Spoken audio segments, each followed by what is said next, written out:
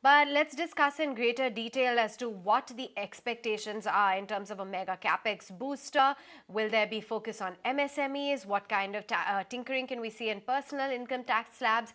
We've got Sajjid Chinoy, who's India Chief Economist at JP Morgan, here to discuss that and lots more. Thank you so much for taking time out, Sajjid, and joining us on the show. Clear focus this time around of the budget, and that is clearly going to be the fact that a lot of market experts are saying that as of now the stars are aligned for India, that a lot of it is going right for us right now, and the government just needs to do a little more in order to accelerate that growth curve, in order to give that impetus to manufacturing. That's what the government really needs to double down on. Would you concur? I would say the budget needs to walk this fine balancing act. But on the one hand, we want to preserve and protect macroeconomic stability. Yes, the global environment is looking better today than it was 3 months ago, but there are any number of global risks still out on the horizon. Will the Fed take rates to above 5%? Will it keep rates there all year? Will that create challenges in different parts of the world? So I think there still has to be a focus on macroeconomic stability. And by that, I mean the government needs to continue with bringing the central government fiscal deficit down. I think about 0.5% of GDP would be par for the course, given where we are in the economic cycle. And at the same time, as you mentioned, try and generate fresh growth impulses. I think to do that, we don't have to be adventurous, but simply stick to the template that I think the government has successfully undertaken in the last two budgets. And I think the template was be realistic on consolidation. We think it's about 0.5% this year.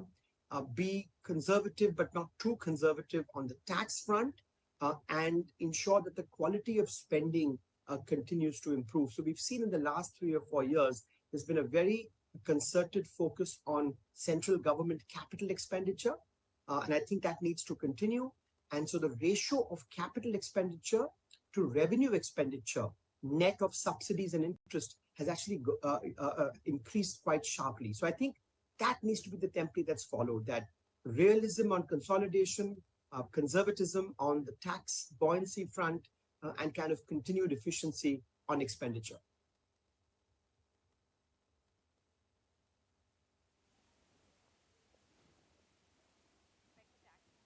I think that this time around, the budget is offering for a compelling opportunity or a golden opportunity to really streamline, simplify complexity in the treatment of capital gains, or that as of now, given the fact that, we are in a pretty strong fiscal position, there is no need for additional tax?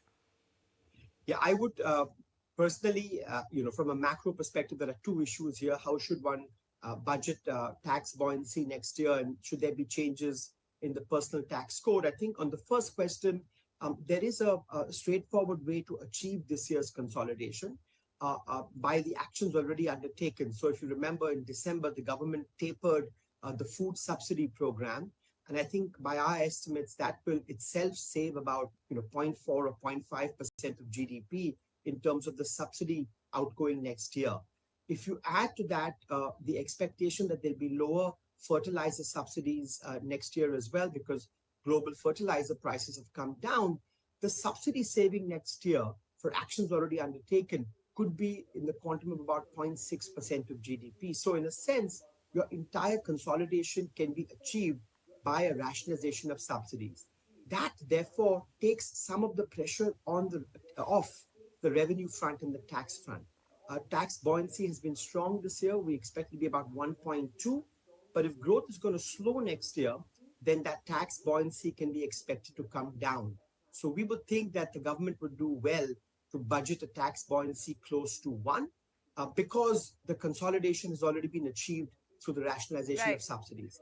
I think at some point it is important to streamline the personal tax code, but I think too much tinkering in tax rates, I think, creates uncertainty. But that's why you said time to be conservative. Now, Sajjid Chinoy, if you look at it, in 2019, when it was the last budget of the Narendra Modi government, which had been prepared by the late Arun Jaitley and presented by Piyush Goyal, no one could have called that one populist. It was growth-oriented. But as we head into the 2024 elections, maybe things are a little different. The same BJP has not been able to win as many elections as it was in 2018 and 19, which is why maybe there are some concerns that will we see the government creep in some kind of populist measures. So even if it's too aggressive a move right now to tinker with personal income tax code, the expectation is that we could see greater spending or some leeway when it comes to maybe the bottom of the pyramid and the tax slabs.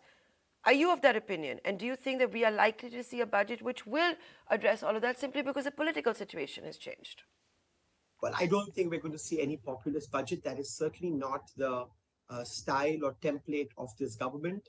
And I think my sense is that one should expect a very similar template to recent years. I think the government has made a strategic calculation 3 years ago that central government infrastructure spending will have to be what India uses to emerge from the pandemic.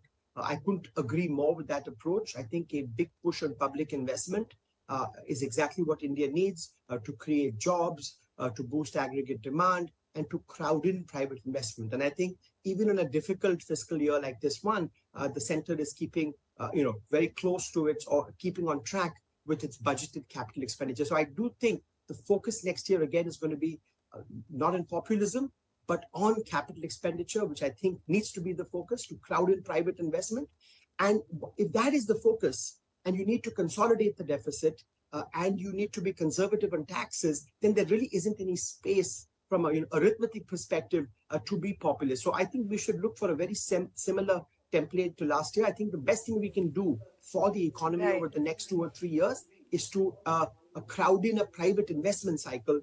And that requires two things: continuing with a public investment focus and ensuring macro certainty, reducing uncertainty in the macroeconomic. And of course, our banks have never looked better.